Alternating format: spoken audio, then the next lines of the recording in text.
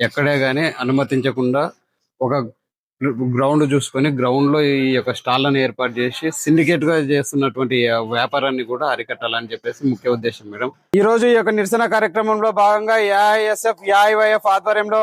నిర్వహిస్తున్నటువంటి మెయిన్ ముఖ్య ఉద్దేశం వచ్చేసి దీపావళి పండుగ సంతరిస్తున్న వేళలో ప్రతి ఒక్క సామాన్య మధ్యతరగతి ప్రజలు ఈ యొక్క క్రాకర్స్ రేట్లను అధిక ధరల నుంచి తగ్గించి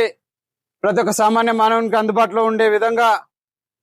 ఈ యొక్క స్టాళ్లను ఏర్పాటు చేయాలని చెప్పేసి, అదేవిధంగా సిండికేట్ గా ఏర్పడి వ్యాపారం చేస్తున్నటువంటి వ్యాపారులపై తగిన చర్యలు తీసుకొని కఠినంగా శిక్షించాలని చెప్పేసి, తప్పితే వాటి యొక్క లైసెన్సులు రద్దు చేయాలని చెప్పేసి, అదేవిధంగా ఫైర్ సేఫ్టీ అధికారులు కూడా ఈ యొక్క నిబంధనల మీద కఠినంగా వ్యవహరించాలని చెప్పేసి, అదేవిధంగా ఇండ్ల స్థలాల్లో, స్కూళ్లకు దగ్గరలో, రహదారులకు దూరంగా వీటన్నిటిని గుర్తుంచుకొని బహిరంగ ప్రదేశాలలో, ఖాళీ ప్రదేశాల్లో వీటికి అనుమతించాలని చెప్పేసి